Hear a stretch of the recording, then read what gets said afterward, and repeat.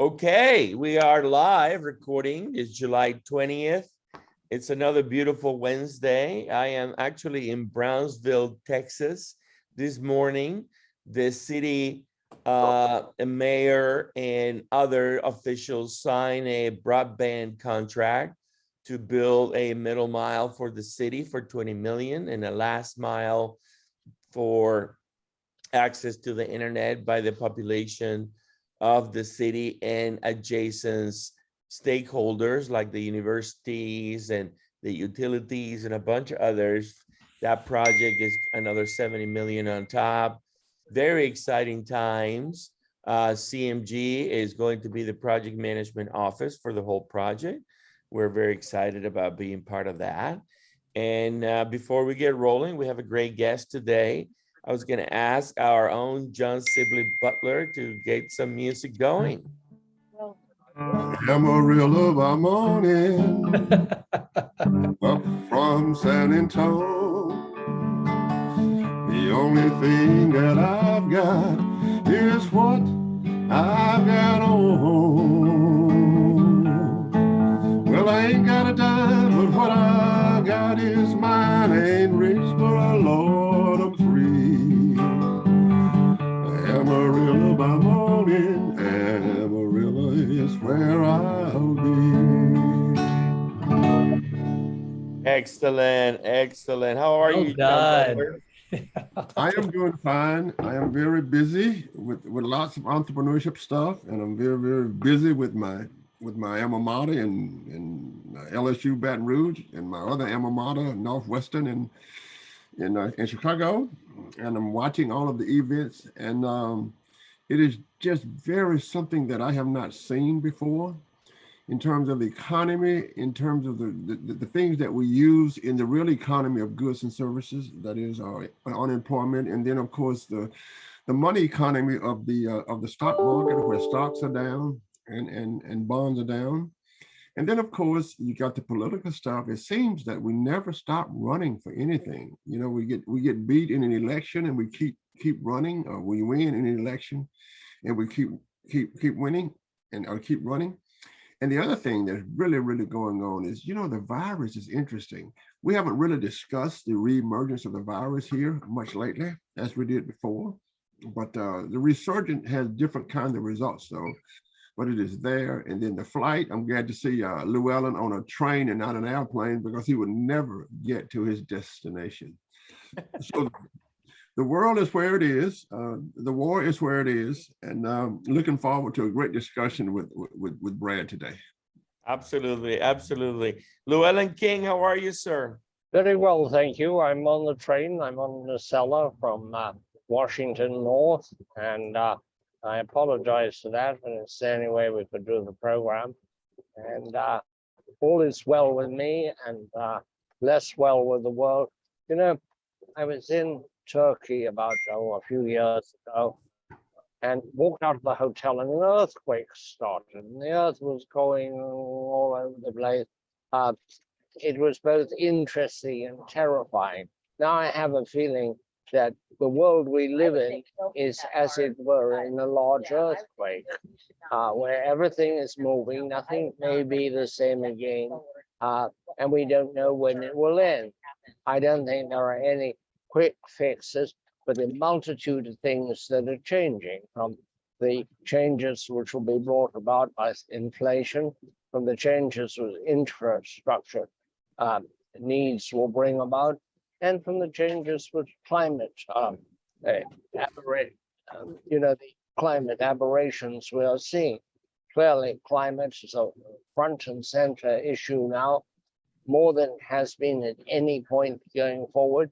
It's going to be a political issue. It's going to be a social and cultural issue. The climate is the thing, and what we can do in our small way to ameliorate future disasters will be hugely important, but it's not an easy thing to do. The immediate attack will be on the electric utilities, but the electric utilities are not the largest contributors. Transportation, I'm talking about carbon and other greenhouse gases into the atmosphere. When we come to the electric utilities, they will definitely succeed in getting off coal.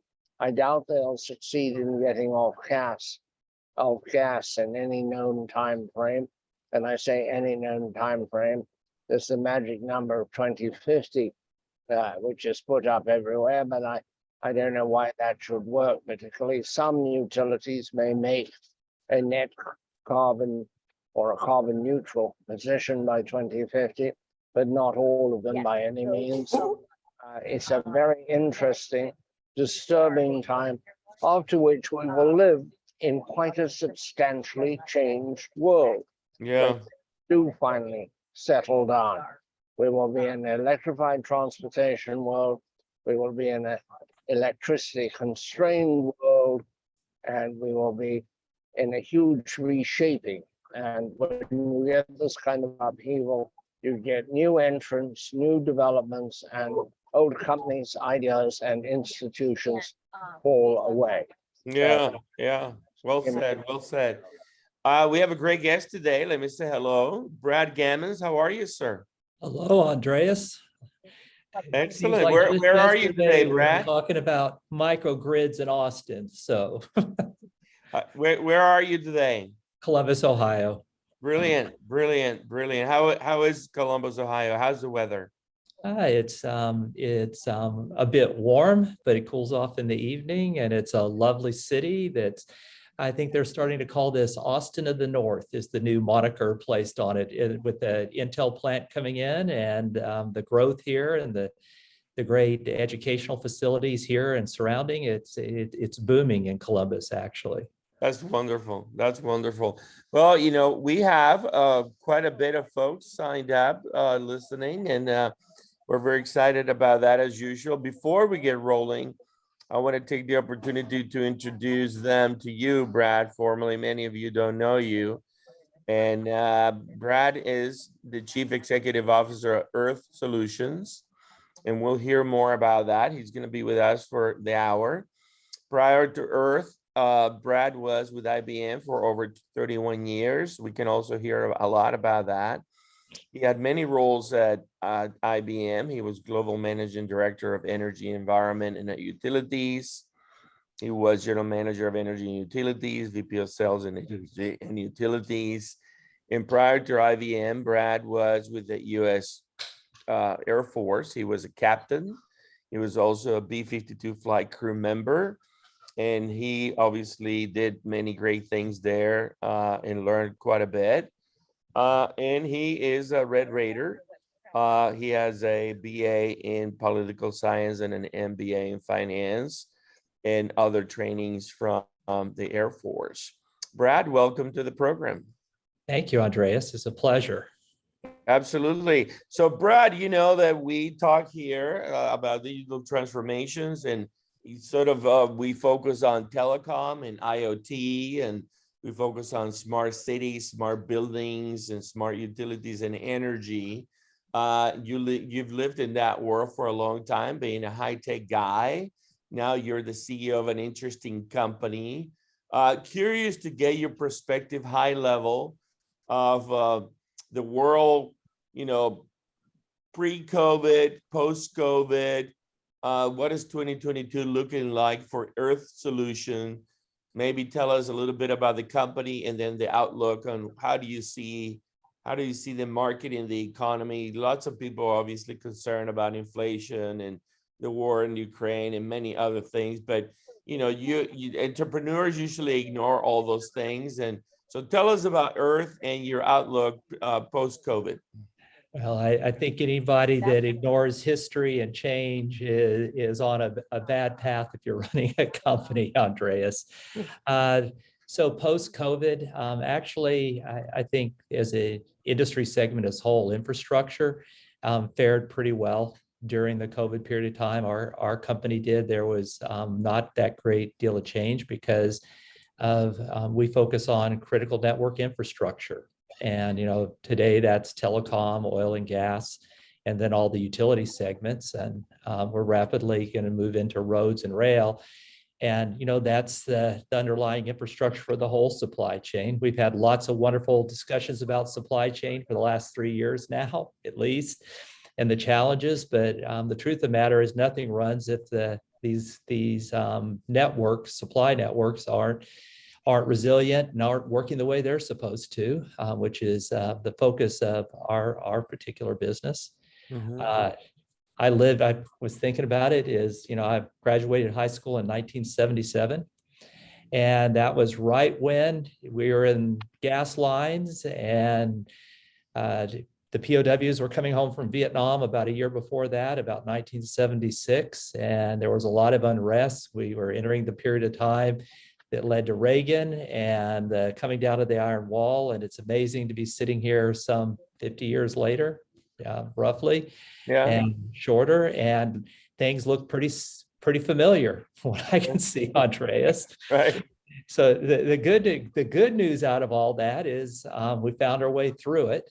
And so I'm optimistic that we'll find our way through it again, as long as common sense prevails. Geopolitically, the difference is you have two very large powers operating at one time. It was Russia just last time, and this time we have Russia and China, which makes for a little bit more interesting conundrum than the last time around, probably, Andreas.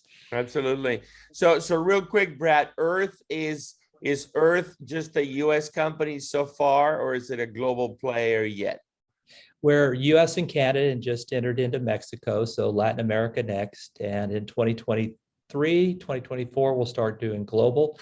Our core business, we've been around for 25 years plus.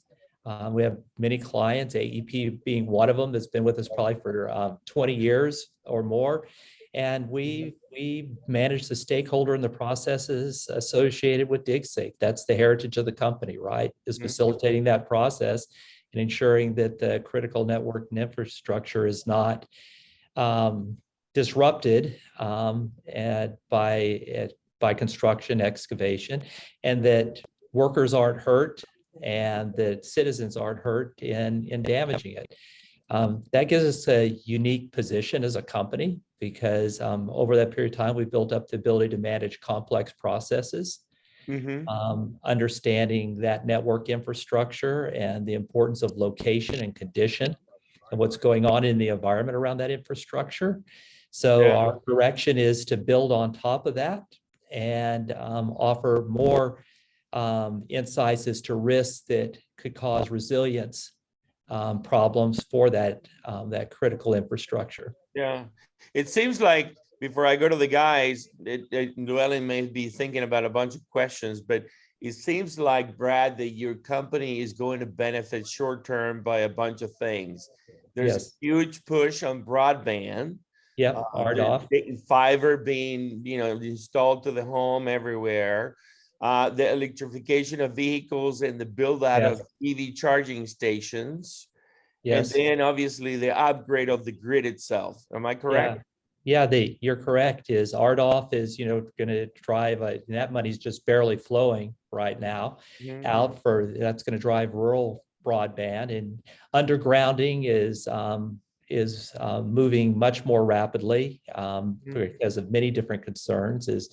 We're a Blackstone portfolio company, and they're building the transmission line from Canada down to New York City, right? So there's going to be a lot more of that going on. You rightfully pointed to what's going on with electrification of transportation and what's going to be done for that. So really good for us in the core business, and so we see our core business growing. Our really deep focus beyond that is what other kind of risk can we assess on a changing economic environment, changing climate environment. And as we look forward, we think it's a cyber physical world, and we'll dip into cyber also and looking at the risks to this critical network infrastructure. Yeah. Llewellyn? Yes, Brad, if you were to put between commas, as we journalists tend to like to put things between commas, how would you put your goods and services that Earth sells between commas? What's the elevator explanation of the company and what it does? We provide asset protection to critical network infrastructure from physical disruption. based on an activity. And so in the case of where we grew up, the activity is excavation and construction to make sure the worker knew where the asset was, so that when they were doing the work, they didn't disrupt the asset. That's where we've grown up, but it puts us right in the heart of other risk factors that could impact resilience of that infrastructure. How do you do this? Do you investigate what has gone before, look for old records? Do you do actual site testing to find out what might be in the ground or what might have happened in the past? We work as the connecting the stakeholders in the process. And so the facility owners share their asset locations with us, and then we share that with locators potentially, and we ensure that when the locator goes out to mark the facilities, that's done when it's supposed to be done, and that it's done accurately. And if it's circumstances that require supervision or other skills around that process, that they're there so that you don't have a disruption of service and you have safety of the workers in the field. How many states are you operating in? All 50, including Hawaii. We actually have close to 450 customers, roughly, across the U.S. and Canada, and a footprint in about 40 Fortune 500s. So oil and gas, Shell, Marathon, and electric, AEP, NiSource, Consolidated Edison, Exelon, natural gas, Southwest Gas. You can go through the list, but we also do business in probably 150 municipalities. So we actually, because we're a SaaS-based platform, we can actually economically service small businesses and also very large enterprise businesses. Is Brownsville a customer? I'd have to get on Salesforce and look, Andreas, but it wouldn't surprise me. Well, if they're not, we should talk. We should. If with all the digging you're going to be doing, putting that in, we definitely should talk, Andreas. Absolutely. Johnny? Yeah, Brad, you're sitting right there in a very, very interesting place with software and hardware. I have two questions. Sure. The first is, if you look at how much money the U.S. government has spent on the grid, that is, Right. It looks like we're constantly doing research on the grid, but it sits on the shelf. And the first question is, how do we get it off the shelf to bring the grid up to the 21st century, much as Microsoft did, 50 years ago? And the other question is the whole idea of the use of energy to get to zero carbon or carbon neutral or whatever have you. My question is, looking in the future, how realistic, when we get in a crisis, we tend to revert back to the things that we know. So for those of us who've done certain things, we revert to the things that we know. So what do you see? The second question is, how do you see the true use of carbon, of gas, and wind? What would be the mixture in the future as you guys look into the future? The first question relates to the U.S. government, and the second question is the reality, not none of this pie in the sky, what we're going to be, but the actual reality of what we will be. So I'll speak to this just from 30 years of working in the industry, not particularly because Earth, we look at a particular segment, but maybe I'll dive where we're heading as a company to make a couple points, right? So first, I think the electric industry is a victim of its own success. There's still very little disruption. Most people have access whenever they want access, and most people, especially here in the US, what they pay for that energy is relatively cheap based on global standards, unless the government's heavily subsidizing. So that's a bit of a problem, right? So just as a starting point, innovation could go much quicker. But what I've seen over the last 15 years is we've had more renewable and variable sources of energy enter the network. I can remember the early days in San Diego when EVs were starting to build up and more renewable energy, and there was concerns about the low voltage and medium voltage areas. but technology was there and was able to be integrated when the need was there, and there was good reliability. Mhm. I can remember the Nordics when everyone was absolutely sure that Denmark's system was going to fail, or the Netherlands were, because the amount of offshore wind that was coming in. But again, technology had evolved to the point where it could be integrated into the grid and it maintained reliability. So I actually am rather positive that where technology is and with the innovation that the engineers that work in these industries are able to take it and adapt it, and the strong partnerships between the industry and Schneider, Siemens, ABB, go through the list of these companies, have a really good track record of succeeding and maintaining reliable systems, to be quite honest. Mhm. I do think there may be an existential challenge if the EV adoption rates really go up. That is a very different animal. I've seen a lot of models that would say that could really be something different in the low voltage environments and what you'll have to do there. But the software for demand management, the DERM systems are evolving out there, and things that I think when the regulators fully understand the risk and are convinced that they'll let loose and allow the investments in software that I think is there and ready to be used, Mhm. with the if given the operators the chance to capitalize it and put it to use within their systems, right? Yeah, yeah, absolutely. So Brad, tell us real quick, what is your sort of big hurdle in terms of working with a customer and expanding or helping them sort of innovate their business processes? What are the challenges of that automation that you enable inside a customer? So we're steel-toed boot territory, Mhm. right? Is where we work. And so it's continuing to simplify the way you use the technology in the field to capture information and still do the work quickly, right? So it's that intersection of speed and accuracy and quality, all done in a safe way. So where we're really focused is on how you do that with the device in the field, because we want to optimize the role of a truck.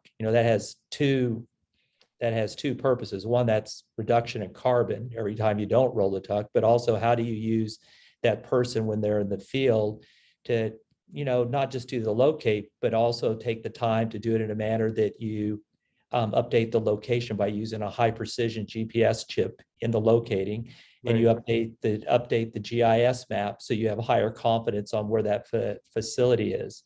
Right. If I'm out there, why wouldn't I know that trimming had occurred in that area, right? Or there had been heavy flooding. Why wouldn't I take pictures of the ground or the vegetation to further audit what has occurred in that area? So, the challenge that we constantly want to do is how do you make the field use of the technology better? Mhm. And while I'm there, how do I embed intelligence into the devices that allow me to create greater situational awareness of environmental change around those assets, right? Which is a big part of where we're taking the company, is understanding change around the asset so we can better evaluate and report on potential risks to resilience.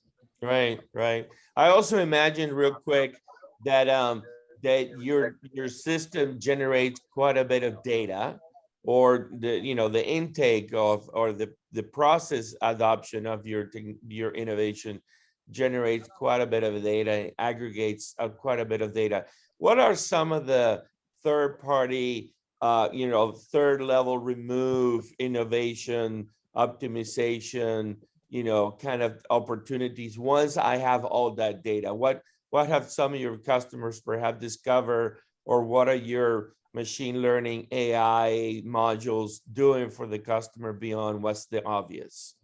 It's just, so first, a huge amount of data is collected in the process from the ticket being created in a one call center on through, right? So we have access to that. And we have, 20 years of history of what's occurred. So you can start correlating who was working, what were they doing, what were the conditions at the time, all those type of things. And do you want to mute him? I'm trying.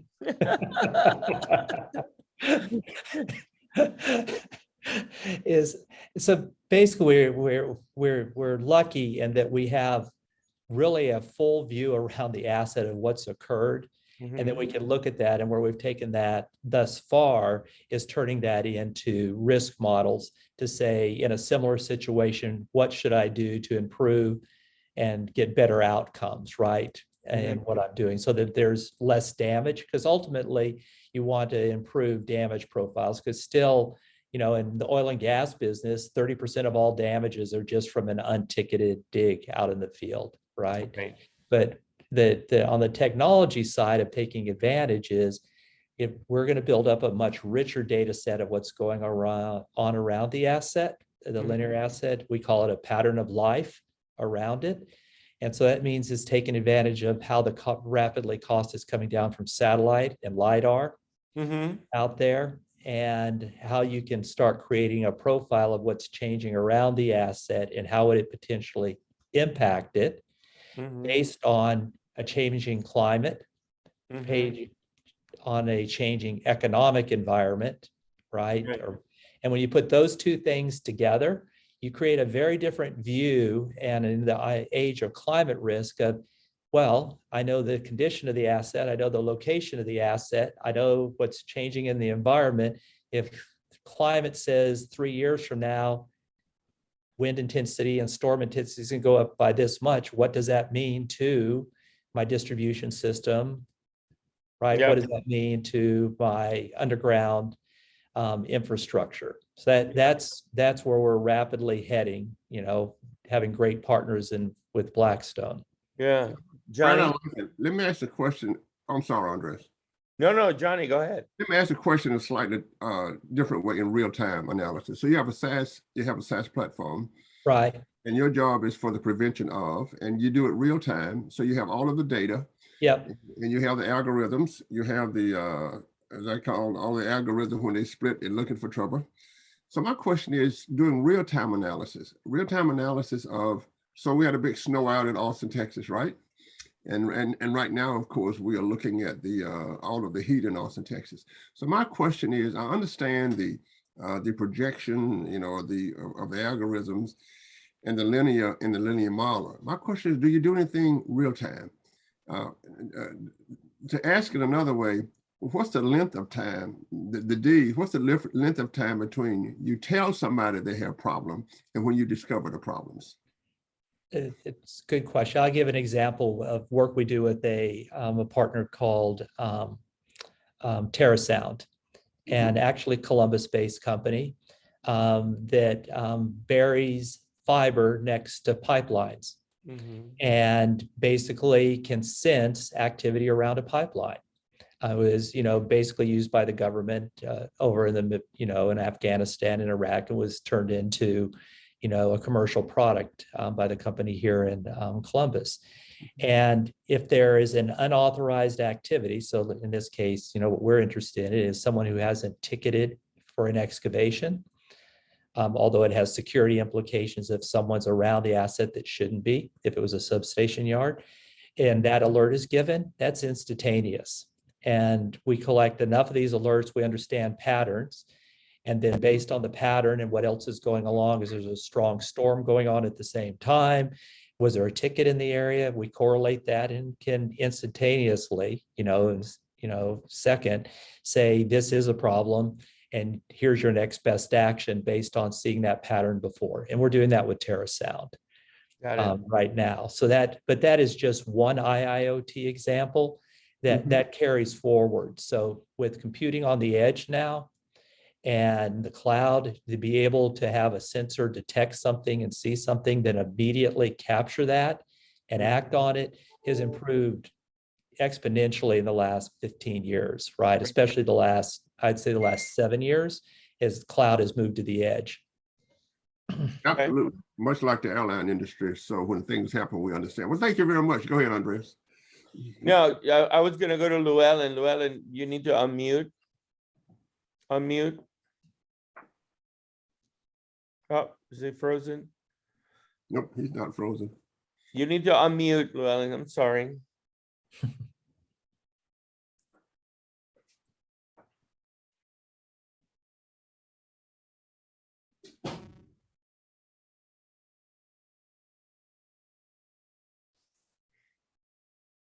So I was saying that it's much like the airline industry where. Sorry about that. Okay. I wanted to ask Brad what lessons he has taken from IBM and how it changed from being essentially one kind of company with a lot of hardware to being entirely a software company. And are there lessons in that? I don't know if it's decline, it's certainly radical change for the electric utilities. It seems to be very hard for old line companies to deal with new realities and technologies. What is the future for the utilities in light of what has happened elsewhere?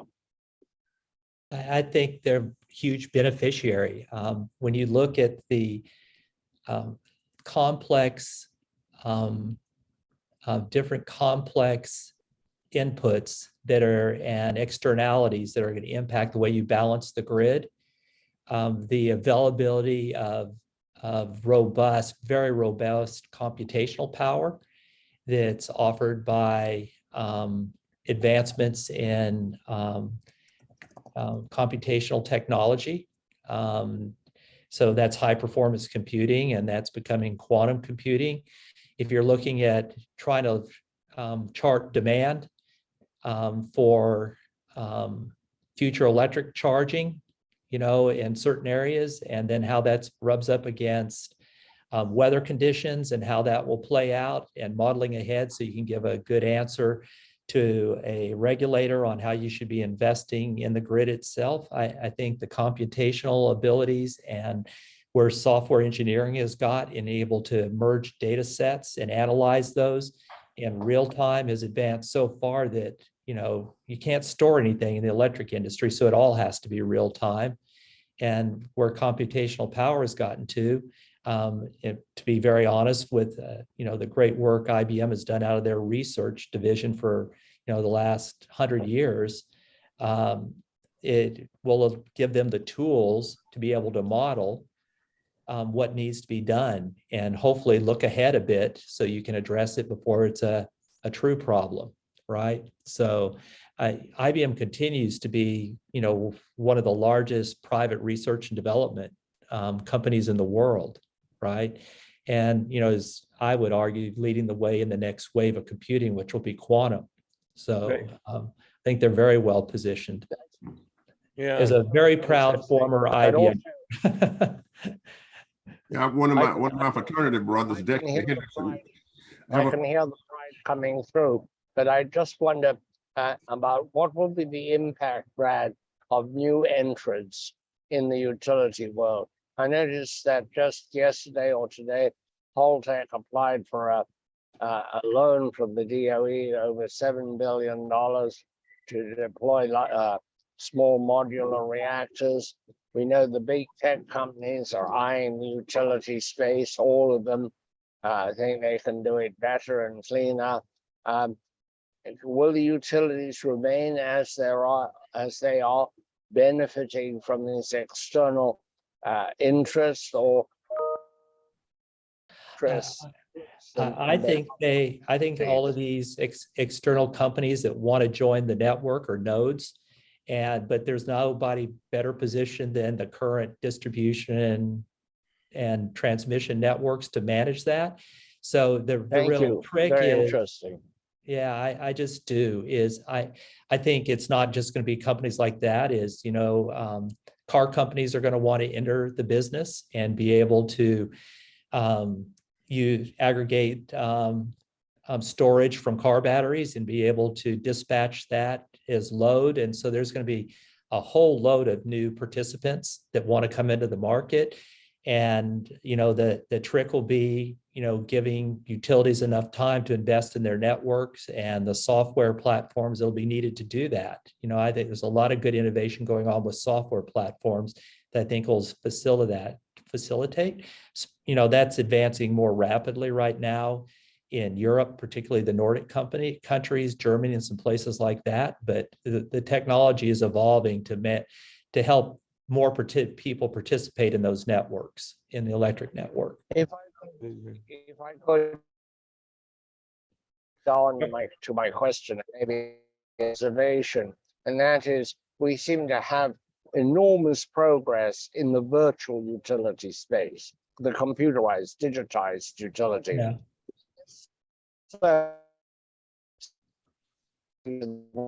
And yet all of the future suggests as we move to electrified transportation from fossil-based transportation, that we're going to need a lot and a lot more It seems to me that the generation and the transmission are moving in tandem with the virtual side of the utility. That's a good point. We've struggled as a country with getting transmission built in a timely manner is the best way. I look at the success with the CREST project in Texas, and what that's allowed to do is, I was in China for 7 years when the major build out of the transmission systems was being done there in a very rapid manner. And it was a big element of economic development in China from, 2007, through, right? It still goes on today. I, as a citizen, and knowing what I know about the industry, is you'd want to see more transmission built and open up more areas where you want to, place renewables. If we want to get to our decarbonization standards, you got to go to the space and where the natural resources available. And what I mean is sun and wind, right? And where it's more consistent or as consistent as possible. And that means you need transmission. Right. Yeah, let me ask this question, Brad. And I'm accustomed to being around ex-IBM great. Dexter Henderson is a dear friend of mine from Louisiana that runs our IBM. Okay. And also, my question is this: as you've been dancing around it, but as data sets combined, Yes. EV will have a data set. The streets will have a data set. And data sets, when I open my door, there's a data set. So how do you, on the SaaS platform, how do you think in the future about combining the data sets so that when cities become smart, so that when everything becomes smart, quote unquote, everything, so that we could create models that go from one data set to the other data set with a common algorithm, not a common algorithm, but certainly with a SaaS platform, if you will, that would allow the predictions to go from industry to industry, and that creates a whole different kind of predictions that we need to do. I think definitely converged data sets and merged data sets is being used, very successfully in the defense infrastructure right now, and it's finding its way. Banking does this very well today of taking in all these data sets and putting them to use in what they need to do and managing financial markets and execution of what they do. So the technology is there. What I see in utilities right now, I see Palantir getting a nice footprint in this industry. And if you really look what they do, they aggregate data sets and build common, algorithms and models against those data sets and then try to repeat them.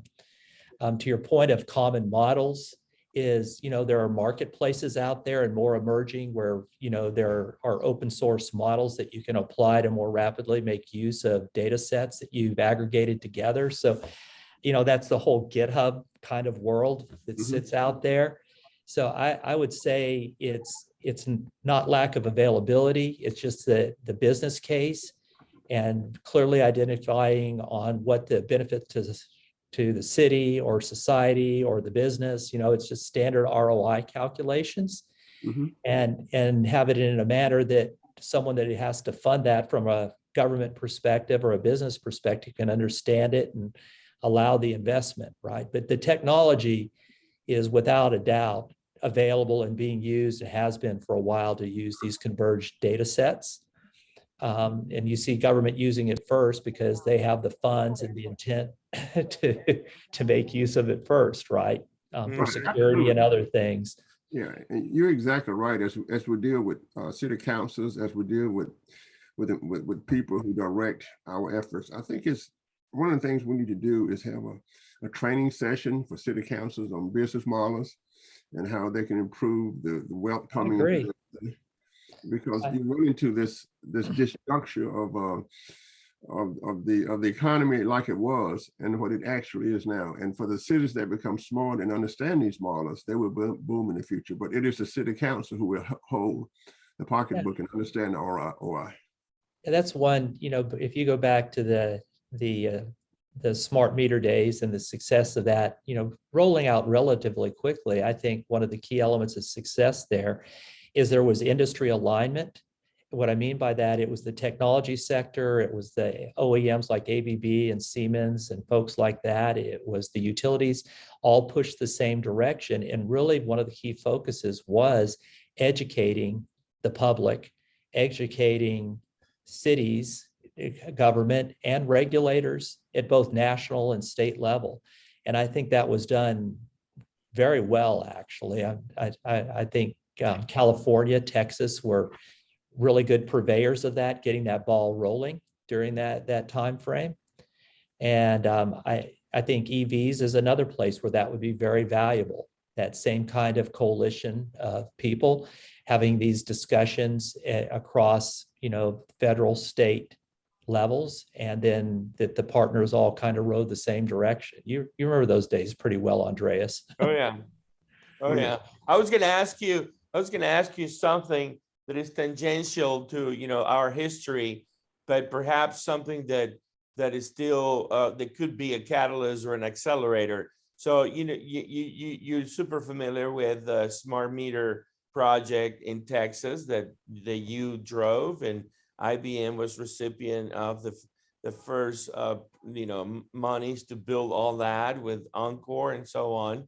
How come that hasn't happened anywhere else in the world? Maybe it is in Australia. I don't know if it is, but how come nobody's looking at the data sets around the benefits to a customer segment in an industry and bringing all that data together? Is that happening anywhere? If the way you're describing, not, but where you do find that data is in what I would call think tanks and NGOs. I'm amazed at what you can get from World Economic Forum or what you can get out of WRI or those kind of places. There are more studies.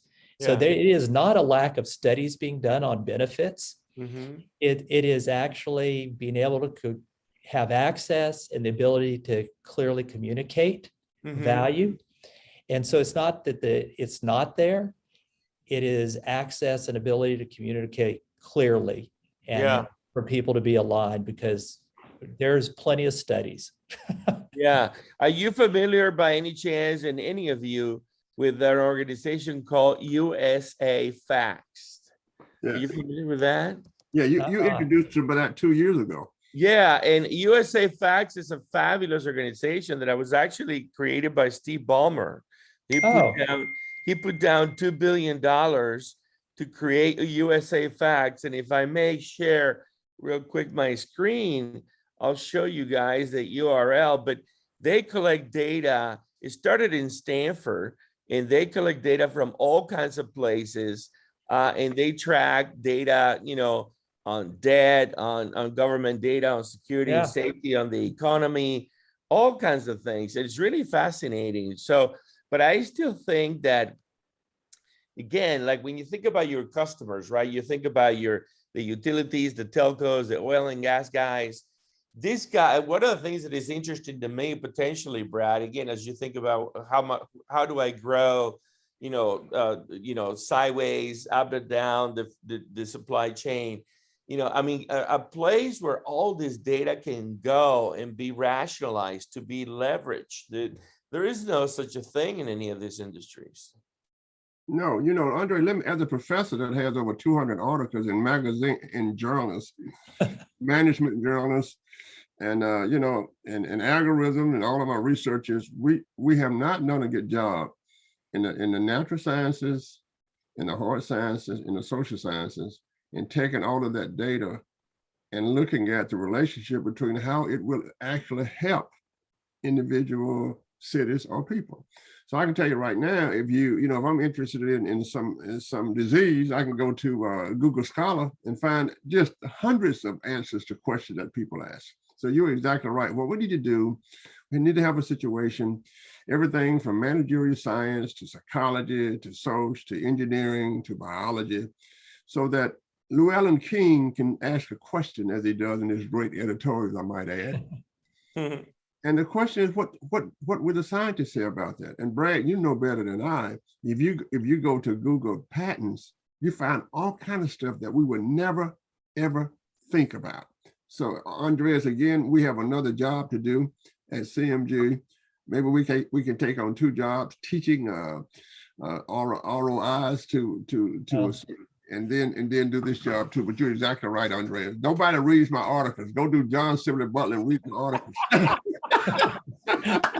Well, in the Journal of Management. we're going to try to do our part in creating a nice blended set of data that looks at what's going on around these critical networks, and looking at how the environment's changing and looking how their condition is changing, looking at understanding and improving their location quality, and then looking at external risks that could interrupt service, right? So that is exactly what we're doing. We're building a integrated data model that'll bring those things together so that we can apply climate risk models to that and economic growth models to that, to start saying, what is the risk to those assets going forward based on a changing world that we sit in. That's exactly what we're doing and about as we move from our core, not move, we'll stay in our core and continue to grow and expand and what we do in damage prevention. But that's exactly where we're going and exactly the data focus that we have as a company and building out. Absolutely. I'm neck deep in that right now. Absolutely. Llewellyn. So I'm concerned with this sort of gulf that seems to me to be opening up between the virtual world and the real one. And one place where it's really going to come down to the a crisis is the expectation, because you can technologically do it, that you can have the utilities persuade people to hook their electric vehicles up as a storage device, but they have not developed any mechanism to reward people who have cars and are turning them into utility batteries when needed. Andres likes to talk about the F-150, this sort of holy grail of electric vehicles. And when it arrives on the scene, how you can be a storage device. But I have not heard of one utility that has offered a financial incentive to people with EVs to turn them into batteries of last resort for the utility. And we need to start working on that now. It's enormously complex. Utilities did not do well when they first started encouraging rooftop solar. They offered to compensate people with rooftop solar at avoided costs, which was too expensive for the utilities when they had to do it on any scale. Something very similar may be building as an impediment to the smooth transition to this integrated utility world, which utility transportation world, which is very achievable in terms of computing, but may not be so achievable when you get to why should people use their vehicles that way and reduce the battery life without some substantial financial incentive, which may in fact bankrupt the utility system. Yeah. I don't know that the utility will play that role. As 2 years ago, talking to large European auto manufacturers, they already had their plans in place that when you buy a new car, you get a year of free charging, right? And they're going to aggregate their load and basically sell it into the market, and also take the carbon credits along with it. Okay. and use those. So I would expect, just, as long as the US stays on the path it is with really having the network operators be network operators, my guess is the innovation around the storage will happen, from the actually car manufacturers themselves and those that actually have access to those batteries. Now, large scale transmission grade batteries, that'll definitely be the transmission companies, but you're doing that primarily for stability, right? Yeah. But this idea of you be able to sell services back in, what I call maybe at the low and medium voltage, I actually think it'll probably be third parties that do that. And then the utility may use it as a balancing service if they need to, right? Yeah. Ultimately, the distribution company, if they need that. Yeah, I was gonna say, to follow up the conversation we were having with John just a moment ago on data, Brad, that one of the things that I'm doing, and I'm gonna talk about, Texas State University, the Cedar Consortium that I drive there as professor on research, that one of the big projects that we're being asked to explore and find funding for, that it's interesting that you are building a piece of that, is this whole notion of digital twin of the infrastructure, the physical actual infrastructure. So imagine building a digital twin of all the utility assets, electric, gas, water, wastewater, and utilities, roads, poles, conduit, everything from, let's say, Oklahoma City all the way to Brownsville, Texas, right? Imagine building all that, right? And stitching it all together and creating a meta world of all that. That's in many ways what you're doing, one customer at a time, right? Well, we're just one set of trusted data. Right. And so we want to be excellent at helping utilities know the condition, external condition, the environment of it, so vegetation and soil and that kind of thing that's surrounding it. We want to be a source of trusted data that fits or feeds is the right word, that digital representation. And that's really the direction that enterprise asset management systems are moving right now, is being able to be much more of a data aggregator. Yep. And create a much better digital representation of the asset. And you take that and you put it with a mapping system like Esri, and it's really what people worry about, Andreas, is the quality of the data. Right. The reason people don't use it is because they don't trust the data. And so what we're very focused on is trusted data in the way it was collected, the way it was curated, so that when it goes into a system that you're really managing your enterprise with, your enterprise assets with, that you believe it, so that you'll actually act on it, right? And use it to make, operational decisions with, because you trust the data. Absolutely. Great theories about the data. As we said in the 60s, garbage in and garbage out. That's never changed, right? Yep. And so, a lot of the data that is important is still collected by people with devices. And so that means they need to do it right and need to be guided in that process. And then over time, you can build models, machine learning models, that help curate that data and even cleanse it further before it gets put into use. Yeah, let me share real quick with all of you. Our Digital 360 Summit is coming up September 6th through the 9th. Is going to be at the JW Marriott downtown, and Llewellyn King will be there. Dr. Butler will be there.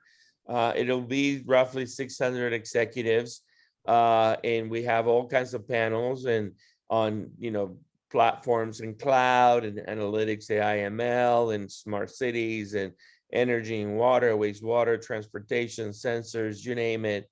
We will have an inductee into our Hall of Fame that includes John Wellinghoff and Pat Wood and Audrey Silverman, and we will have an Entrepreneur of the Year award, and we will have a startup showcase, and these were the companies that keynoted, sponsored, and spoke last year, and these are the labs that I'm building at Texas State. And we have built 4 of the 9 labs, and it's a roughly 700 acres, $500 million of fun stuff at large scale to play with. And I want to thank Texas State for sponsoring the Digital Roundtable. Brad, when you think about the next 90 days, the next 6 months, what's in front of you? What keeps you up at night? What are you tackling? Is making the right choices on how we acquire data on condition and location. So choosing the right mix of satellite and LiDAR and ground-based information. So it's got the right economics with the right accuracy so that we can provide good insights that people will use in the way they manage vegetation, or they manage soil remediation, or whatever they're doing to make sure that that asset stays in service, right? That it's resilient. So it's making good choices, right? Yeah. Do you see 5G playing a key role in that? Do you see Elon Musk Skylink playing a key role in that? There, definitely as more and more satellites go up, costs come down, and so you always want to ride technology curves, and the accuracy, then the clarity of what you can do with terrestrial, or air-based acquisition, observation is just in a really great spot right now. And it is one of those technology trends that is going to drive changes in the way that you inspect and observe and make decisions around assets. It's just the way it's heading. Absolutely. I appreciate you being with us today, and I want to congratulate you on all your efforts. And I'm going to send you some info. I would love for you to join us at Digital 360 Summit 2022 this year. But gentlemen, any parting thoughts for Brad? Brad, we've always said that predicting the future is difficult, but it's much better when we have lots of data. I love it. Very well said. Llewellyn? Well, I think it's an extraordinary moment in the time of the electric industry, probably the most extraordinary moment since it came into being. I do think we're going to have some very severe problems in providing sufficient electricity and integrating electric vehicles, and generally the electrification of transportation very fast, and that very much needs to try to obviate any bottlenecks, but I suspect bottlenecks. I also wonder about the smaller utilities, how they will keep up in the world where they have to acquire and implement decisions on data. They have the on-site manpower to do it, whether we can equally get and therefore electrons from more than 3,000 utilities. I think it's easy to do it from the 150 largest. I think down the road that will present a challenge. Right. Absolutely. Well, Brad, thank you again for being with us. Very, very, profound. A lot of the things that you guys are doing and building sort of the next level of sophistication for your customer base. We just want to make sure that people are out in the field are safe, and we keep the network resilient. So we try to stay simple, Andreas, at the core of what we're doing. And yeah, so, absolutely. thank you for having me on, and it's nice spending some time with you guys. Brad, thank you so much. It's very interesting what you're doing, and I hope I'll see you at some future meeting where we can, in an intense half hour, solve all of these challenges. There you go. Thank Johnny?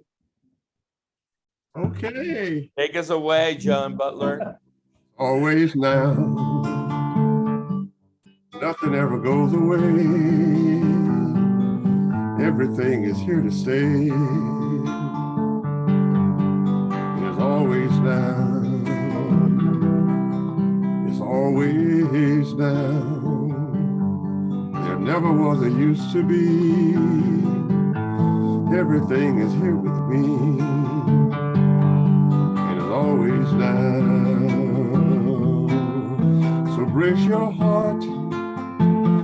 Save yourself some sanity. It's more than just a memory. It's always now. And here's your part. Sing it like a melody. Remember, it's only you and me. It is always now. Woo! Thank you, Johnny. Thank you, You're welcome. everybody. Take care. Take care, Brad. Bye, guys. Take care. Bye-bye. Brad, don't go through an airport and say guns up. You'll get in trouble. That's true. All right. Take care.